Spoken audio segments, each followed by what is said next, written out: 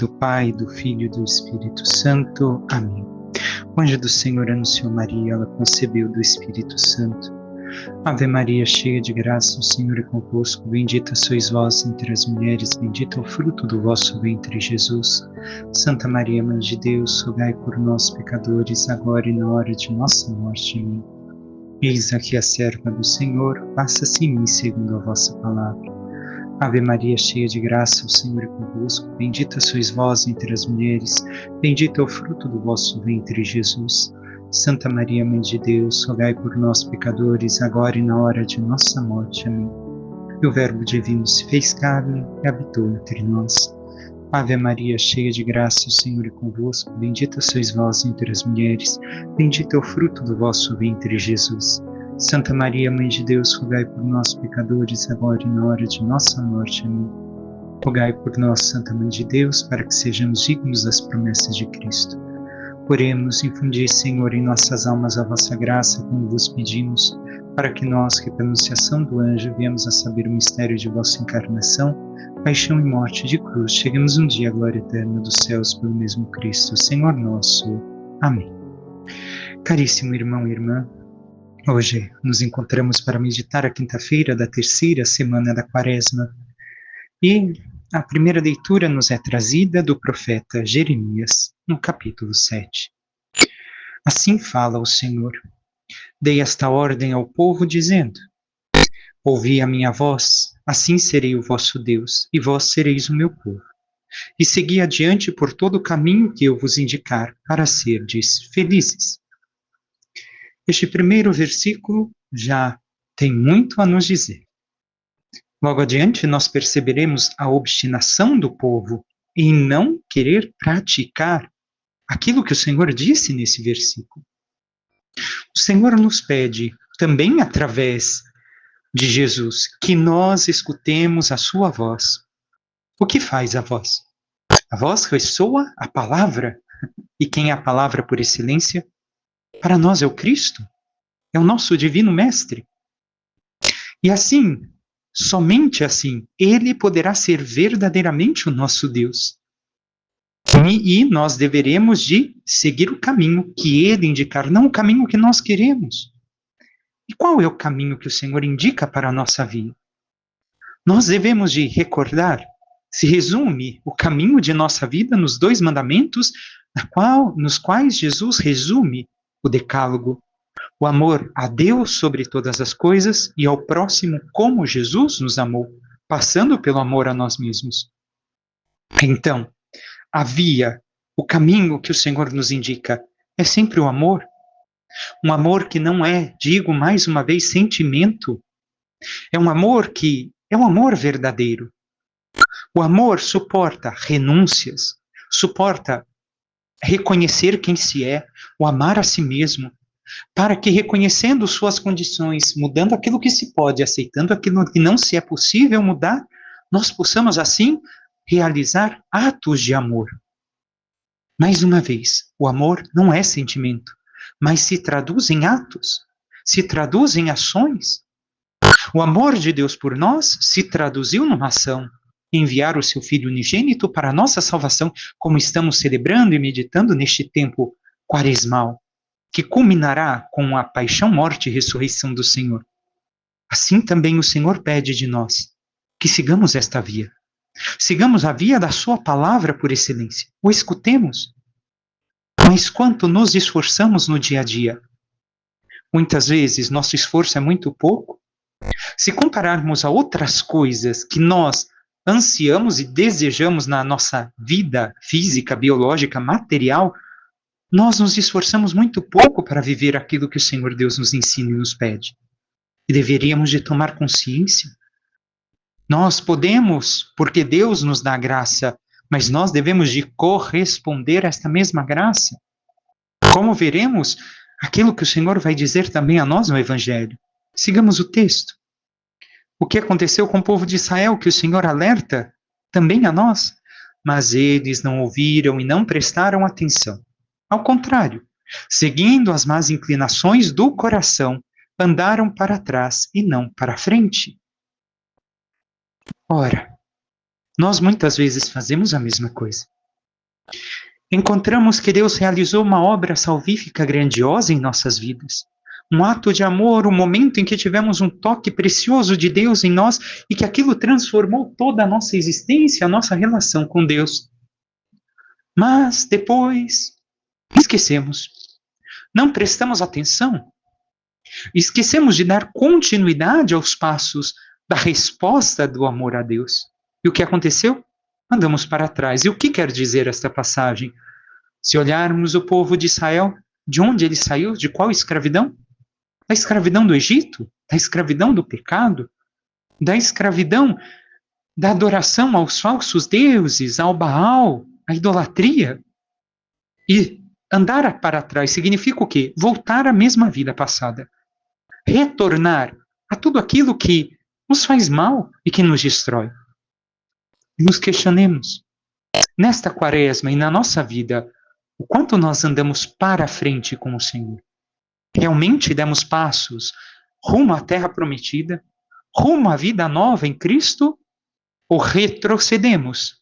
Estamos retrocedendo e voltando àquela vida de pecado, de malícia, de erros que vivíamos. E ainda justificando com a palavra de Deus.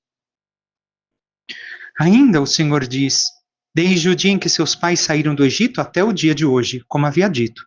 Retrocederam para onde? Para o Egito. Temos passos para trás. A todos enviei meus servos, os profetas, e enviei-os cada dia, começando bem cedo. Mas não ouviram e não prestaram atenção. Ao contrário, obstinaram-se no erro, procedendo ainda pior que seus pais. Aqui vemos aquilo que meditávamos em certo aspecto ontem também no Evangelho, e o que vamos ver no Evangelho de hoje. O Senhor não veio abolir a lei e os profetas, veio dar pleno sentido. E veio mostrar a verdadeira exigência que deve de tocar e transformar o nosso interior, o nosso coração, todo o nosso ser, e não somente atos fora de contexto, atos externos, onde eu não estou envolvido em tudo aquilo que toca a minha vida, a minha existência. O Senhor enviou os profetas bem cedo, a nós mais cedo do que pensamos. Muitos de nós nascemos na fé católica, bebemos da fé católica do seio materno, da nossa família, a maior parte talvez daqueles que me escutam, outros não. E então o Senhor, desde a nossa pequenez, do nosso nascimento, nos ensina a sua lei, o seu amor, o seu caminho, a santidade. E nós temos escutado e praticado isso? Ou temos colocado como um hábito, como tanta coisa na nossa vida? É hábito beber água, ter água na torneira, que já nem damos importância. O dia que nos falta água na torneira, aí sofremos. É assim também com a palavra do Senhor, com a vida divina, com a graça manifestada a nós.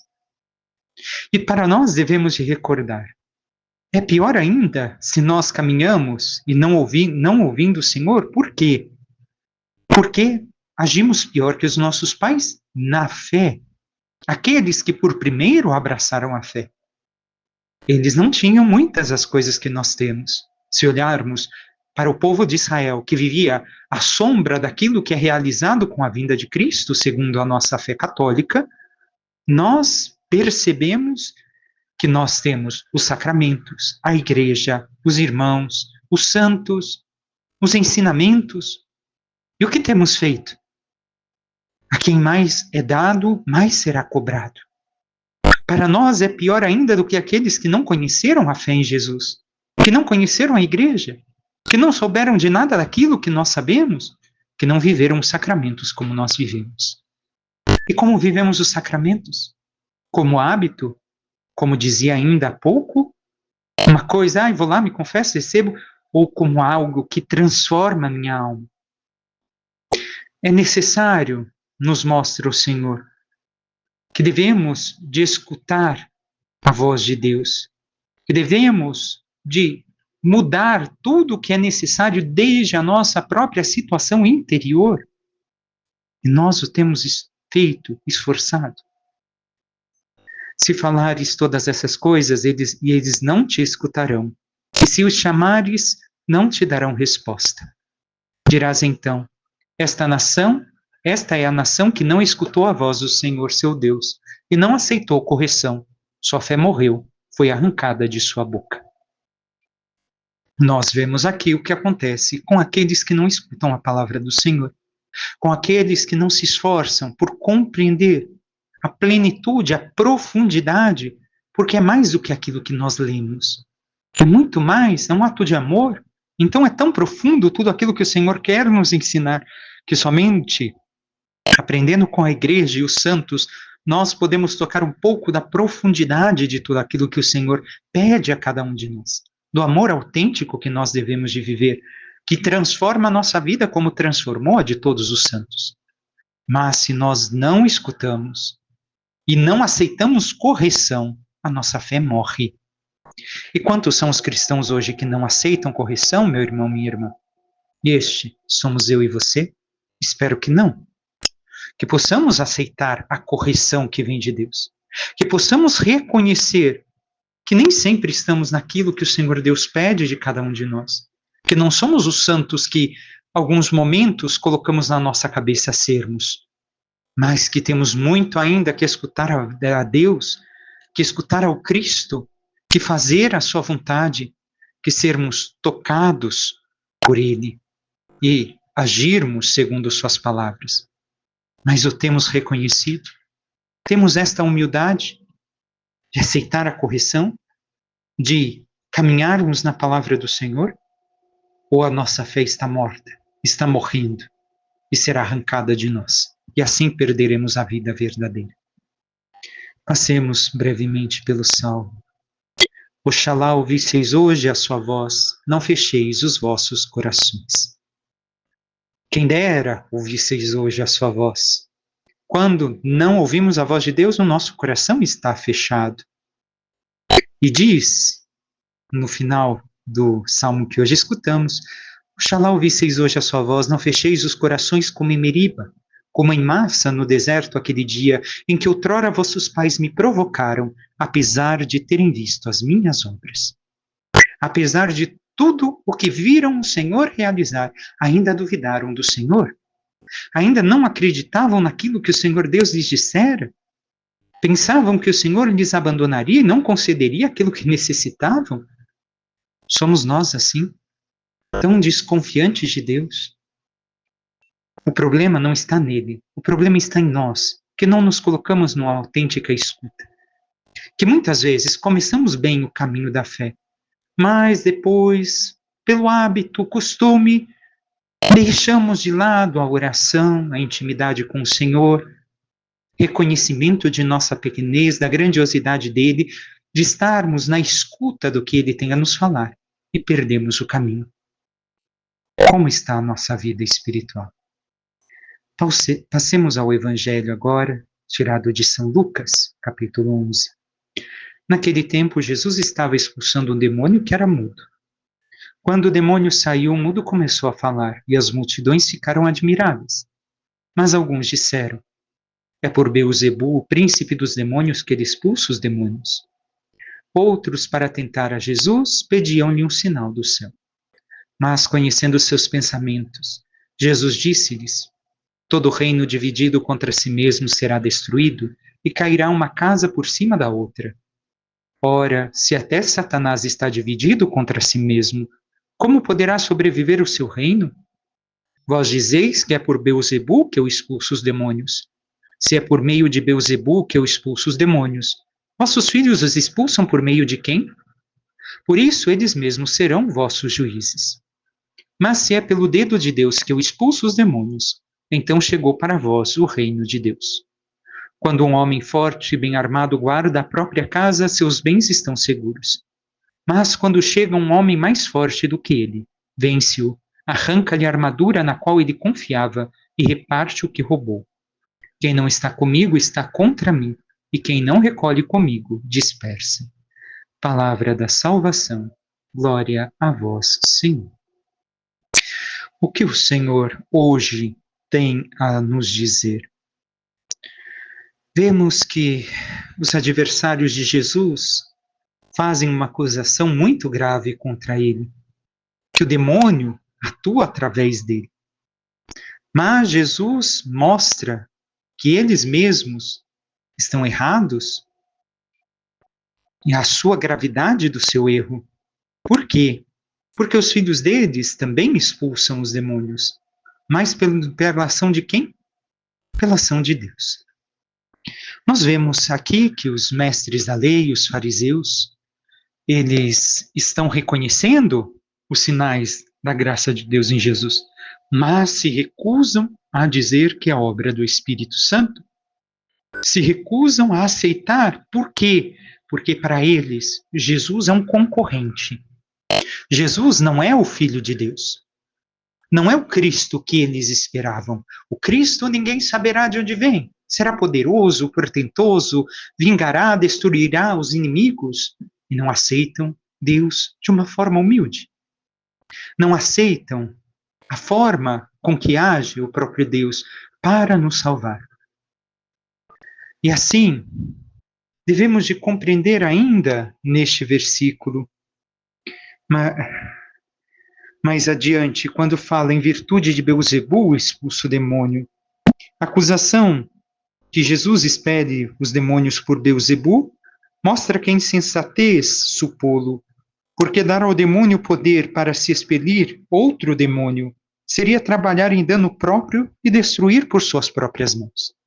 Até mesmo o demônio trabalha unido no inferno, porque o que ele quer é perder as almas. Não se dividiria, não expulsaria um ao outro. Então, ainda antes de seguirmos adiante, é um mudo que é liberto. E quem é o mudo? O mudo, de uma certa forma, também é aquele que não escuta, porque se eu não escuto, também não consigo falar. Poderíamos, assim, colocarmos nesta cena. É aquele que não consegue entrar em relação. Então, quando nós não estamos em relação com Cristo, muitas vezes nós estamos em relação com o mal. Como nos relacionamos com as pessoas? Através da palavra. Voltemos à primeira leitura. O que dizia? Não escutaram a minha voz. O que escutamos agora no Evangelho? Jesus curou o mudo. A voz, a relação. Se fizeram de surdos aqueles do povo de Israel, como muitas vezes eu e você nos fazemos de surdos à palavra de Deus, porque não aplicamos a nossa vida. Não queremos nos curvar, nos converter, nos transformar segundo a sua graça. E aqui vemos o mudo. Por quê? Porque não consegue falar com Deus. E onde estava então a sua relação aqui? Lógico, é um milagre que Jesus realizou, hein? Mas para que compreendamos a nossa relação com Jesus e o que o Evangelho tem a ver conosco em sentido alegórico e espiritual, a nossa mudez, muitas vezes, é que não estamos relacionando com Deus. Então, com quem estamos nos relacionando? Devemos de ter claro para nós, quem não está com Jesus, está com o diabo. Quem não se relaciona com Jesus, está se relacionando com o mal. Isso não quer dizer que estamos possessos, meu irmão, minha irmã, mas quer demonstrar com quem a nossa vida está se relacionando. Os atos, os fatos da nossa vida demonstram uma verdadeira relação com Deus, com Jesus, ou não?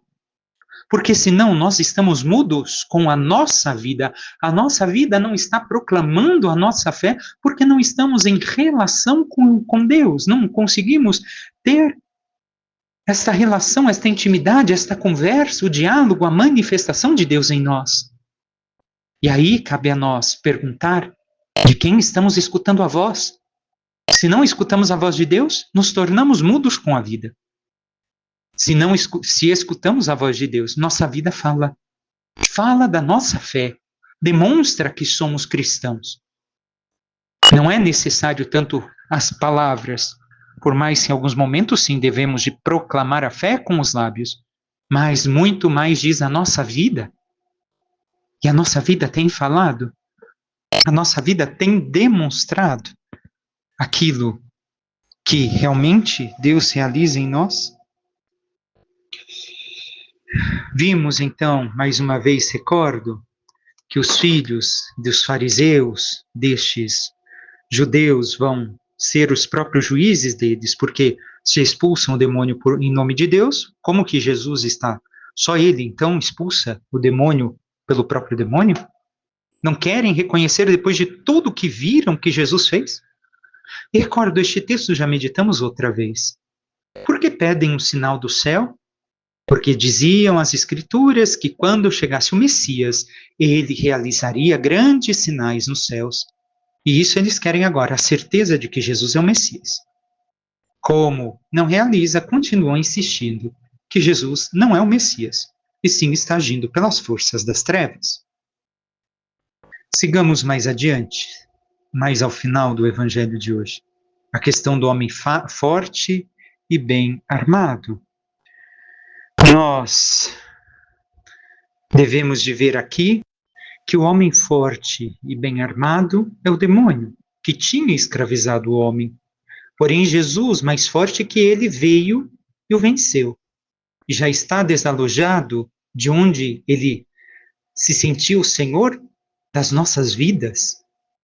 Contudo, ainda que o demônio foi vencido por Cristo, nós devemos de ser aqueles que fazem de nossa casa o reino de Cristo. Viver para o Cristo, ter uma vida unida a Ele. Por quê? Porque senão nós seremos despojados e o demônio mais uma vez tentará se tornar senhor de nossas vidas. E o Evangelho encerra: quem não está comigo está contra mim, e quem não recolhe comigo dispersa. Então mostra a nossa relação e intimidade com o Senhor. Mas se seguirmos os próximos versículos que hoje não lemos, fala justamente da saída do demônio da casa de alguém, e depois volta, encontra a casa vazia e volta com outros 7 demônios. Qual é o sentido disso? É que incorre em condenação maior e julgo mais funesto que o primeiro do que fora libertado. Se o demônio sai de nós, ou seja, abandonamos uma vida de erro e de pecado, recebemos a graça, somos uma alma perdoada e não correspondemos à graça recebida praticando boas obras e uma vida virtuosa, nós viremos a ser novamente presas do demônio, caindo em culpas mais graves. E nós temos correspondido à graça do Senhor? Temos vivido o seu amor, buscado a santidade, para que não caiamos em mais graves pecados e não devamos de prestar conta de coisas piores em nossa vida? Porque aqueles que conheceram a verdade e conheceram o Cristo, se voltam para o pecado agora é ainda maior do que aquilo que fizeram no passado. Peçamos à Santíssima Virgem Maria, nossa Mãe, que interceda por cada um de nós e nos ajude a vivermos na plena escuta da voz de Deus. E escutando verdadeiramente, coloquemos em prática todos os seus ensinamentos, tudo aquilo que o Senhor nos pede, para acolhermos uma vida nova nele, uma vida de santidade, uma vida de intimidade e de busca de Deus. E vivendo cada vez mais na sua graça e no seu Espírito, possamos trilhar o caminho da santidade e um dia merecer a glória dos céus. Louvado seja nosso Senhor Jesus Cristo, para que sempre seja louvado. Por intercessão da Santíssima Virgem Maria, de todos os santos e anjos de Deus, desça sobre vós, vossas famílias e tudo que vos pertence, a bênção do Deus Todo-Poderoso, Pai e Filho e Espírito Santo. Amém. Um santo e abençoado dia a todos.